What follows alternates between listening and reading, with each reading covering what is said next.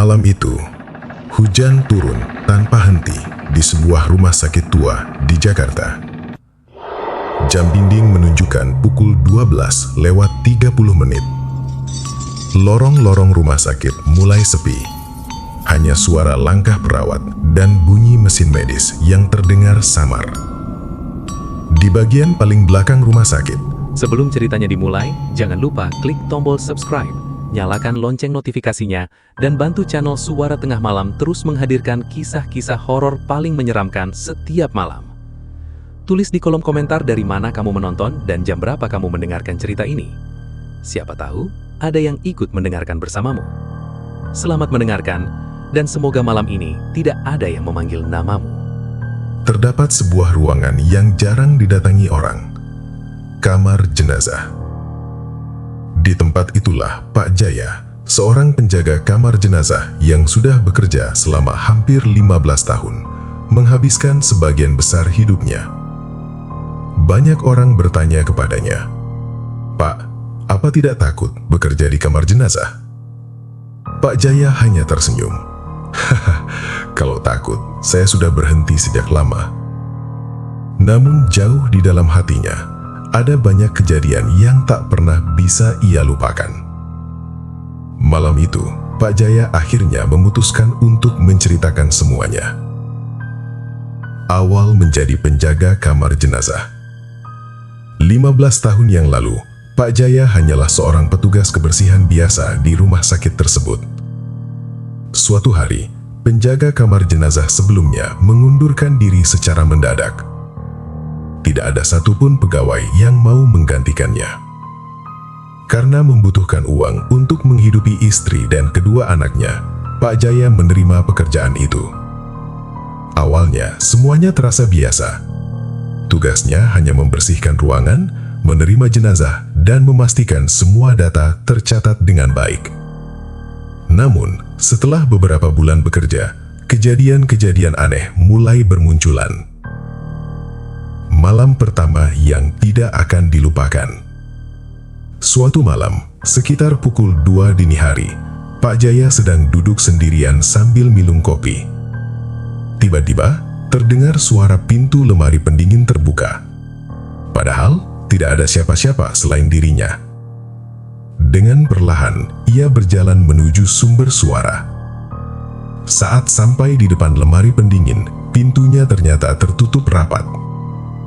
Pak Jaya mulai merasa aneh. Ketika hendak kembali ke kursinya, terdengar suara seseorang berbisik. "Pak." Suara itu sangat pelan. Pak Jaya menoleh ke kanan dan ke kiri. Tidak ada siapa-siapa. Bulu kurutnya langsung berdiri. Sejak malam itu, ia mulai menyadari bahwa pekerjaannya tidak sesederhana yang dibayangkan. Tidur bersama jenazah. Karena jadwal kerja yang padat, Pak Jaya seringkali harus bermalam di kamar jenazah. Terkadang, ia tidur di atas kasur lipat yang hanya berjarak beberapa meter dari lemari pendingin. Awalnya, ia merasa sangat takut. Namun, lama-kelamaan ia terbiasa. Meskipun begitu, ada satu malam yang tidak pernah ia lupakan. Sekitar pukul 3 pagi, listrik rumah sakit tiba-tiba padam. Seluruh ruangan gelap gulita. Pak Jaya terbangun karena mendengar suara langkah kaki. Suara itu semakin lama semakin dekat. Tok, tok, tok. Pak Jaya membuka matanya perlahan. Di ujung ruangan, ia melihat sosok hitam berdiri diam. Sosok itu hanya menatap ke arahnya. Pak Jaya langsung membaca doa sekuat-kuatnya. Beberapa detik kemudian, listrik kembali menyala. Sosok itu hilang begitu saja. Tangisan dari ujung lorong. Menurut Pak Jaya, kejadian paling menyeramkan bukanlah penampakan, melainkan suara tangisan. Hampir setiap malam Jumat, sekitar pukul 2 dini hari, terdengar suara perempuan menangis dari lorong menuju kamar jenazah. Banyak petugas keamanan yang pernah mendengarnya, namun setiap kali mereka mencari sumber suara itu, lorong tersebut selalu kosong.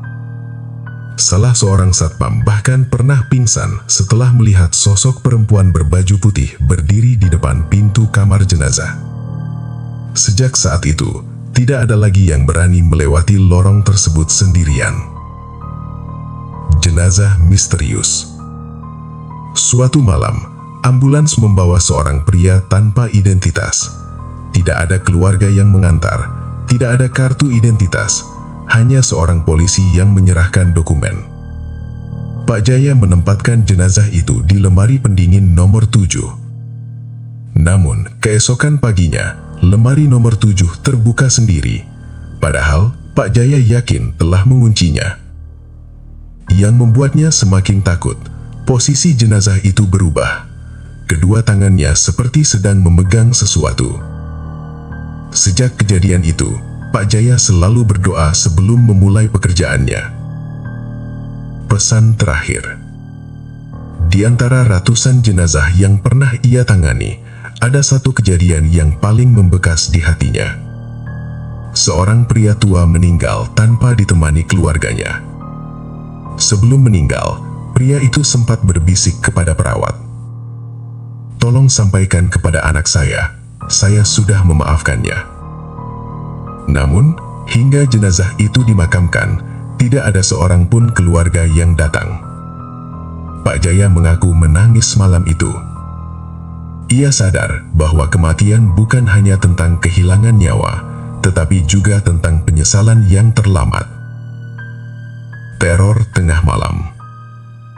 Beberapa tahun kemudian, Pak Jaya mengalami kejadian yang paling menyeramkan. Saat sedang tertidur, ia mendengar suara pintu diketuk. Tok, tok, tok. Pak Jaya membuka pintu. Tidak ada siapa-siapa. Namun, ketika ia menoleh ke arah lorong, ia melihat seorang pria berdiri membelakanginya. Perlahan, pria itu berjalan menuju kamar jenazah. Pak Jaya mencoba mengejarnya, tetapi saat sampai di depan kamar jenazah, sosok itu hilang. Yang membuat Pak Jaya merinding, lemari pendingin nomor 3 terbuka sedikit, padahal malam itu tidak ada jenazah baru yang masuk. Penutup. Setelah 15 tahun bekerja, Pak Jaya menyadari satu hal. Menurutnya, yang paling menakutkan bukanlah mereka yang telah meninggal. Yang lebih menakutkan adalah manusia yang masih hidup, tetapi kehilangan rasa kemanusiaannya. Kamar jenazah mengajarkan bahwa jabatan, kekayaan, dan harta benda tidak akan dibawa saat seseorang meninggalkan dunia. Semua orang akan kembali ke tempat yang sama. Malam semakin larut.